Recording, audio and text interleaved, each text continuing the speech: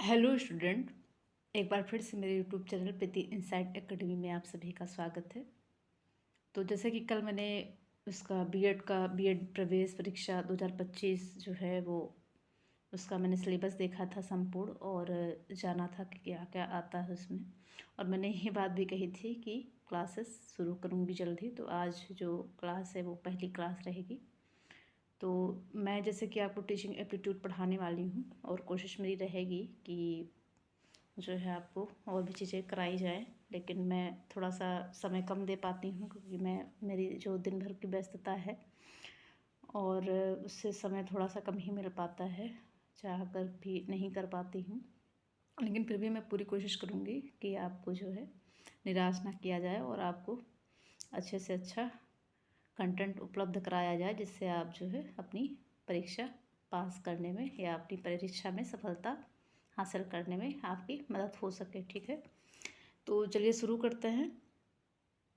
तो जैसे कि यहाँ पे है बीएड प्रवेश परीक्षा 2025। आज हम देखते हैं इसके अंतर्गत क्या क्या रहेगा। तो इसका अर्थ रहेगा, शिक्षण की विशेषताएं रहेंगी, शिक्षण के सभी सूत्र रहेंगे और शिक्षण के चर रहेंगे। ठीक है, तो चलिए शुरू करते हैं। तो सबसे पहले शुरू करने से पहले जो कि मैंने यहाँ पे नहीं लिखा है वो मैं लिखूँगी या आपको आपके सामने प्रस्तुत करूँगी। वो एपीजे अब्दुल कलाम का एक कोट है।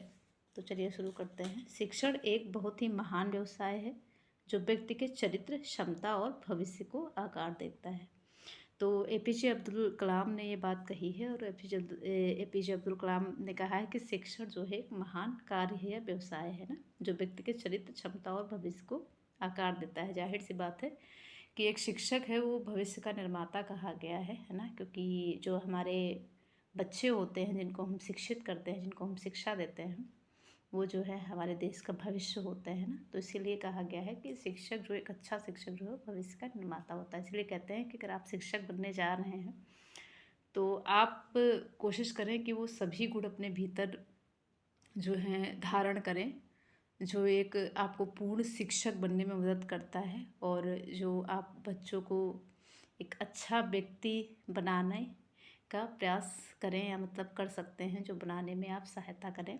तो उससे पहले एक शिक्षक को जो है वो मतलब अपने व्यक्तित्व को सुधारने है ना, अपने व्यक्तित्व को सुधारना चाहिए। तो चलिए शुरू करते हैं बिना देरी किए हुए। तो हम जानेंगे सबसे पहले शिक्षण का अर्थ। तो अगर आप एक बात और कहना चाहूँगी कि अगर आप शिक्षक बनना चाहते हैं तो बहुत ही महान कार्य है अपने आप में, और बहुत ही भाग्यशाली हैं, या कह सकते हैं कि अ, मतलब बहुत ही अच्छा व्यवसाय आपने चुना है ना, क्योंकि वाकई में किसी को पढ़ाना मतलब बहुत ही मज़ा आता है ना, किसी को ज्ञान देना या किसी से कुछ सीखना। जैसे कि हम ये नहीं कहते हैं कि शिक्षक सिर्फ सिखाता भी है, शिक्षक सिखाने के साथ साथ सीखता भी है, जो कि जीवन पर्यंत जारी रहता है ना। तो दूसरे हम जो है क्या होता है कि हमारे आसपास जितने भी लोग हैं वो सभी गुरु होते हैं है ना, क्योंकि वो हमें कुछ ना कुछ सिखाते हैं डायरेक्टली और इनडायरेक्टली। चलिए अब ज़्यादा हो गया है ज्ञान, तो हम अब पढ़ाई पे आते हैं। तो सबसे पहले हम जानेंगे कि शिक्षण का अर्थ क्या है। तो शिक्षण का अर्थ जो है वो एस.सी. मॉरिसन के द्वारा जो कहा गया है कि शिक्षण अधिक परिपक्व व्यक्तित्व और कम परिपक्व व्यक्ति के बीच एक घनिष्ठ संपर्क है।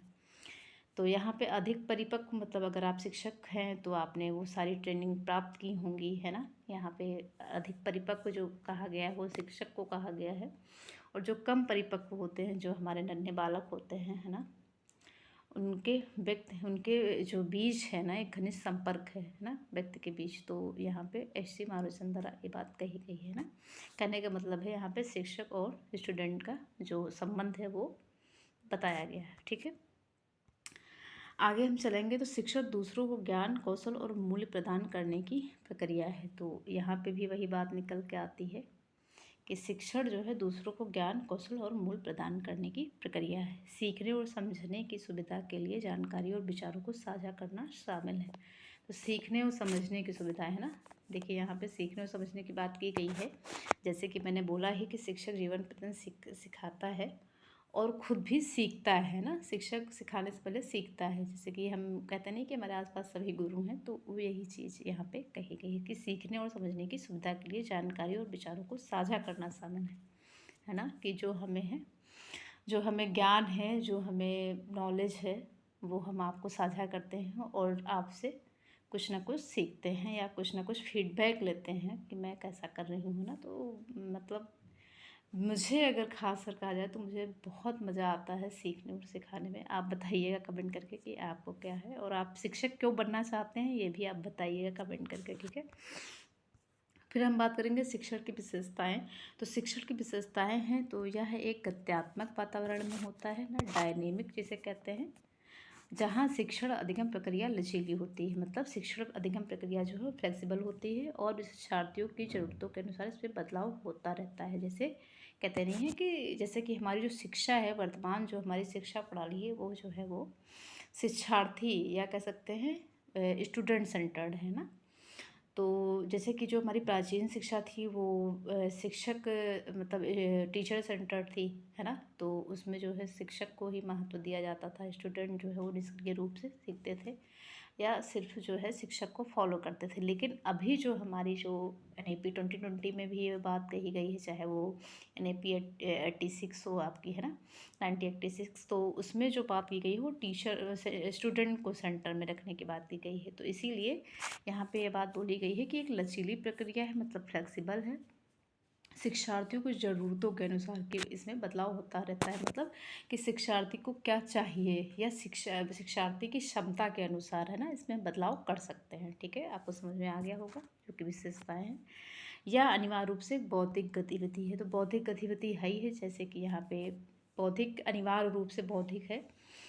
और जैसे कि शिक्षा जो है, शिक्षण में जो है वो 360 डिग्री जो है वो डेवलपमेंट होता है ना। लेकिन यहाँ पे बौद्धिक गतिविधि है तो इसलिए बौद्धिक गतिविधि को ज़्यादा महत्व दिया गया है, क्योंकि ज्ञान से जो है वो रिलेटेड है शिक्षण, तो जाहिर सी बात है उसमें मानसिक क्रियाएं अधिक होंगी, है ना।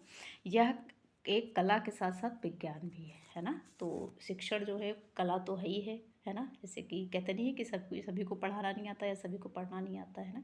तो शिक्षण जो है कला कहा गया हो, साथ साथ में विज्ञान भी माना गया है, ठीक है। और यह एक सतत प्रक्रिया, जैसे ने बोला नहीं कि शिक्षण जो है वो सतत प्रक्रिया है, मतलब जीवन पर्यंत व्यक्ति जो है कुछ ना कुछ सीखता रहता है ना। चाहे वो औपचारिक हो चाहे वो अनौपचारिक हो। जो औपचारिक शिक्षा जो है वो शिक्षण है वो एक लिमिटेशन में होता है, लेकिन जो अनौपचारिक रूप से हम सीखते हैं वो जीवन पर्यंत, मतलब है ना, जन्म से कब्र तक वो चलता रहता है, वो जीवन पर्यंत चलता रहता है, ठीक है। तो इसलिए शिक्षण जो है एक सतत प्रक्रिया कही गई है। आई होप आपको समझ में आ रहा होगा मैंने अभी तक क्या बताया। फिर से एक बार दोहरा देती हूँ।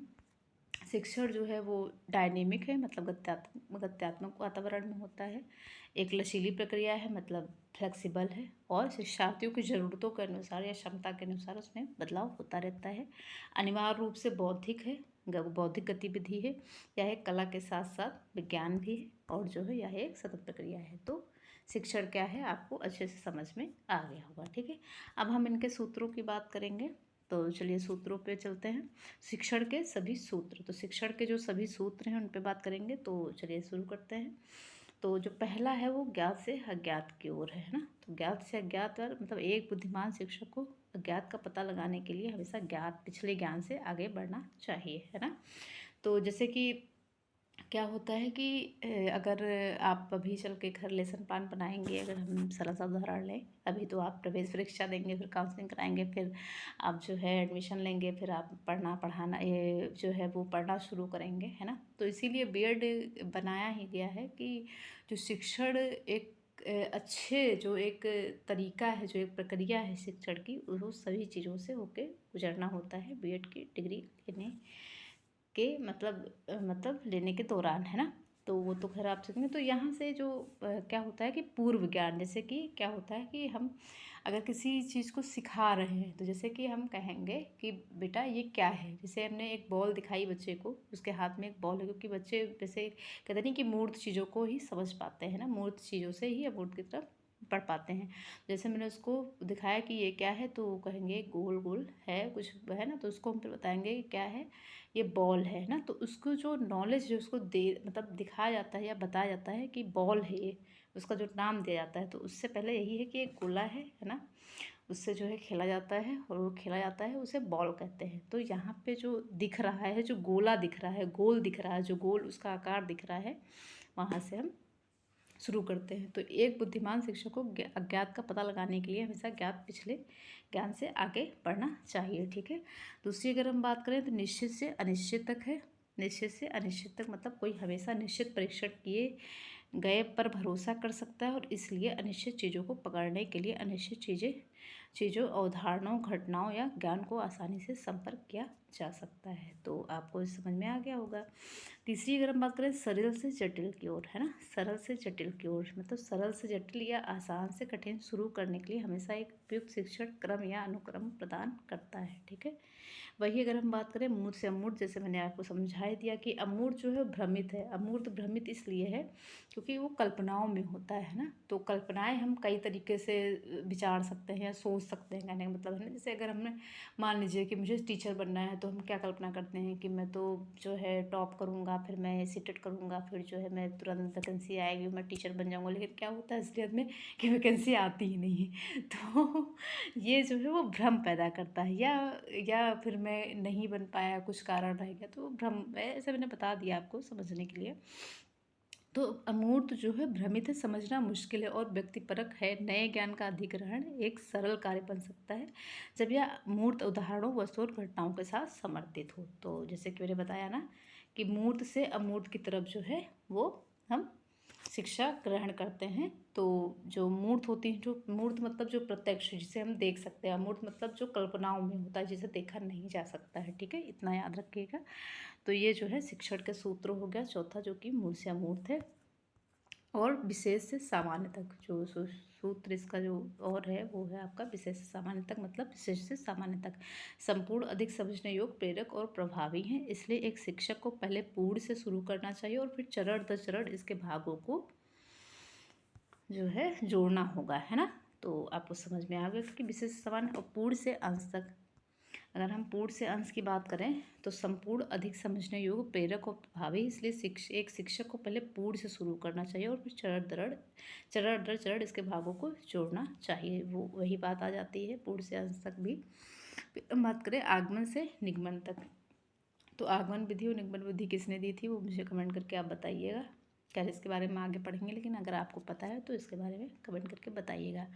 तो आगमन से निगमन मतलब क्या होता है, संश्लेषण की तुलना में विश्लेषण एक व्यवस्थित और प्राकृतिक तरीका है ना। पहले हम एनालाइज करते हैं, जैसे कि अगर मान लीजिए हम कोई कार्य करने जा रहे हैं, जैसे मान लीजिए खाना बना, अगर मान लीजिए हम चाय बनाएंगे, तो पहले हम क्या करेंगे, पहले हम करेंगे कि जो है एनालाइज करेंगे कि चाय कैसे बनती है ना, क्या क्या क्या उसमें सामान चाहिए होता है, क्या क्या डलता है ना।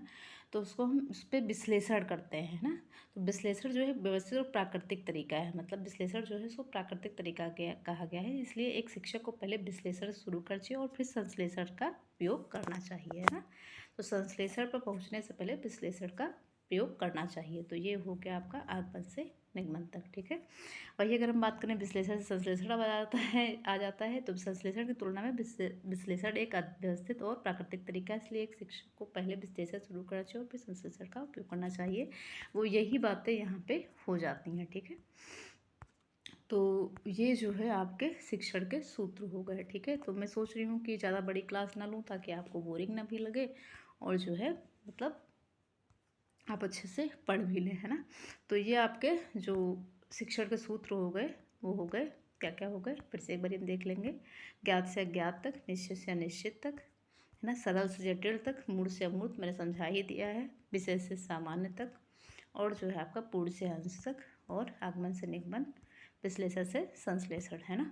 और जो है अब हम बात करेंगे वेरिएबल्स ऑफ टीचिंग, शिक्षण के चर। तो शिक्षण के चर भी जानना बहुत ही इम्पोर्टेंट होता है। तो यहाँ पे अगर हम बात करें तो शिक्षण के चर जो होते हैं वो होता है आपका एक इंडिपेंडेंट वेरिएबल होता है जिसे टीचर कहते हैं, इंटरवेइंग वेरिएबल ही है ना, ये जो है आपका लर्निंग एक्सपीरियंस होता है ना। और जो आपका होता है वो होता है डिपेंडेंट वेरिएबल जिसे स्टूडेंट कहते हैं। तो आपको समझ में आ गया होगा कि जो है यहाँ पे हम फिर भी समझ लेंगे। तो ये आपकी जो प्रक्रिया है वो ऐसे चलती है। ये आपका हो जाता है, यहाँ हो जाता है आपका टीचर, यहाँ हो जाता है आपका लर्निंग एक्सपीरियंस, यहाँ हो जाता है आपका स्टूडेंट, ठीक है। तो यहाँ पे सबसे पहले हम इंडिपेंडेंट वेरिएबल को समझेंगे, जिसे हिंदी में स्वतंत्र चर कहते हैं, है ना। तो स्वतंत्र चर जो होता है वह कारक होता है जिसे एक टीचिंग अवलोकित घटना के लिए संबंध का पता लगाने की कोशिश में प्रयोगकर्ता द्वारा परिवर्तित किया जा सकता है। अगर हम सरल से उदाहरण में इसको समझेंगे तो स्वतंत्र मतलब स्वतंत्र से ही आप समझ गए होंगे कि स्वतंत्र या इंडिपेंडेंट वेरिएबल इसे क्यों कहते हैं। इंडिपेंडेंट वेरिएबल इसे कहते हैं जिनमें हम कह सकते हैं कि जोड़ तोड़, अगर आप सिंपल से उदाहरण में समझेंगे तो उसमें जोड़ तोड़ कर सकते हैं। मतलब अगर एक स्टूडेंट को समझ में नहीं आ रहा है, अगर मैंने कुछ उसको पढ़ाया, फॉर एग्जांपल मैंने लर्निंग ऑफ थ्योरीज पढ़ाई, या फॉर एग्जांपल मैंने लेवल ऑफ टीचिंग पढ़ाई, है ना, या लेवल ऑफ मेमोरी पढ़ाई, तो बच्चे को अगर नहीं समझ में आ रहा तो उसको हम क्या करेंगे, उसमें जो है जोड़ तोड़ मतलब उसमें चेंज करेंगे, उसमें बदलाव करेंगे ताकि बच्चे को अच्छे से समझाया जाए। तो अगर जो चीज़ जो है टॉपिक है या कुछ भी है बच्चे को अगर नहीं समझ में आ रहा है तो शिक्षक क्या करता है, अपने शिक्षण में बदलाव करता है। तो इसीलिए इसे इंडिपेंडेंट वेरिएबल कहते हैं, मतलब जिसमें जोड़ तोड़ या बदलाव किया जा सके, ठीक है। स्वतंत्र इसीलिए इसको बोला जाता है। तो आपको समझ में आ गया होगा कि इंडिपेंडेंट वेरिएबल किसे कहते हैं। अगर आपके सामने क्वेश्चन आता है कि इंडिपेंडेंट वेरिएबल किसे कहते हैं, तो आप सिंपल, अगर आपके पास ऑप्शन होगा कि जिसमें जोड़ तोड़ किया जा सके, बदलाव किया जा सके, तो आप वहीं पे टिक कर देंगे कि जी हाँ, इंडिपेंडेंट वेरिएबल उसे ही कहते हैं जिसमें जोड़ तोड़ या बदलाव किया जा सके, ठीक है। अब अगर हम बात करें डिपेंडेंट वेरिएबल की, तो डिपेंडेंट वेरिएबल वह कारक है जो स्वतंत्र चर को प्रस्तुत करके हटाने या भिन्न करने में अलग होता है। तो डिपेंडेंट चर किसे कहते हैं, आश्रित चर जैसे, है ना, जो दूसरों पर डिपेंड हो। दूसरों पर डिपेंड कौन होता है, स्टूडेंट होता है ना। तो स्टूडेंट को इसीलिए यहाँ पे डिपेंडेंट कहा गया है, क्योंकि जैसे कहते हैं ना कि जैसे शिक्षक सिखाएगा बच्चा उसी तरह सीखता चला जाएगा, क्योंकि उसे जो है वो समझ नहीं है खुद से। हालांकि ऐसा नहीं है, लेकिन बता रहे हैं एक बात कि डिपेंडेंट इसीलिए बोला गया है क्योंकि उसमें जो है वो शिक्षक पे पूरी तरह से डिपेंड होता है, ठीक है, कि शिक्षक उसे किस तरह से मतलब सिखा रहा है, क्या नहीं सिखा रहा है। तो अगर उसे नहीं समझ में आ रहा है तो चेंज करेगा, लेकिन इसमें जो है स्टूडेंट चेंज नहीं कर सकता है ना। तो इसीलिए इसे डिपेंडेंट वेरिएबल कहा गया। तो आपको समझ में आ गया होगा। अब अगर हम वही बात करें इंटरवेनिंग वेरिएबल्स या मध्यस्थ चर, तो मध्यस्थ चर वह होता है जो स्वतंत्र और आश्रित चर के बीच हस्तक्षेप या मध्यस्थता करता है और उनके बीच के संबंध को प्रभावित करता है ना। तो आपको समझ में आ गया होगा कि जो इंडिपेंडेंट और डिपेंडेंट के मध्य में जो होता है जिसे मध्यस्थ चर कहते हैं ना, वह होता है, क्या होता है कि आश्रित और जो आपके स्वतंत्र चर होते हैं उनके बीच हस्तक्षेप या मध्यस्थ जो मध्यस्थता करता है उनके बीच के संबंध को प्रभावित करता है ना। तो आपको यहाँ पे समझ में आ गया होगा कि मतलब मध्यस्थ चर किसे कहते हैं। तो यहाँ पे हम आज यही जानेंगे कि बहुत बड़ी क्लास करने का मतलब नहीं है, आप बोर भी हो जाते हैं, तो मैंने सोचा कि आपको थोड़ा थोड़ा समझाया जाए। और चूँकि मेरी एक कोशिश है कि जो पूछा जाता है, जो क्वेश्चन आते हैं, ठीक है, मैं प्रीवियस क्वेश्चन भी आपको कराऊंगी। जो क्वेश्चन पूछे गए हैं अब तक वो कोशिश कर रही हूँ कि कंटेंट मतलब बहुत ही ऐसा लाऊं जो आपके लिए इम्पॉर्टेंट हो, क्योंकि 25 अप्रैल को एग्ज़ाम होना है, ज़्यादा समय बचा नहीं है ना, हमारे पास लगभग 1 महीना है। तो उस 1 महीने में हमें कैसे तैयारी करनी है और क्या इम्पॉर्टेंट है, वो मेरी कोशिश है कि आपको जो है वही पढ़ाया जाए, ठीक है। तो आई होप आपको समझ में आ गया होगा कि वेरिएबल्स ऑफ टीचिंग क्या होते हैं, जिसे शिक्षण के चर कहते हैं। इंडिपेंडेंट जिसमें जोड़ तोड़ या बदलाव किया जा सके, इंटरवेनिंग जो दोनों आश्रित और स्वतंत्र के बीच मध्यस्थ मतलब संबंध बनाता है, और डिपेंड जो आश्रित चर होता है जैसे कि विद्यार्थी। तो यहाँ पे जो इंडिपेंडेंट होता है वो टीचर होता है, और जो डिपेंडेंट होता है वो स्टूडेंट होता है, ठीक है। तो आपको समझ में आ गया होगा, और अगर नहीं आया है तो आप कमेंट करके बताइएगा। अगर क्लास अच्छी लगी हो तो लाइक कमेंट शेयर सब्सक्राइब करना ना भूलिएगा। मिलते हैं इसके आगे क्या करना है, ठीक है। तब तक के लिए अपना ख्याल रखिए और कमेंट करके ज़रूर बताइएगा कि क्लास आपको कैसे लगी है, ठीक है। तब तक के लिए बाय बाय।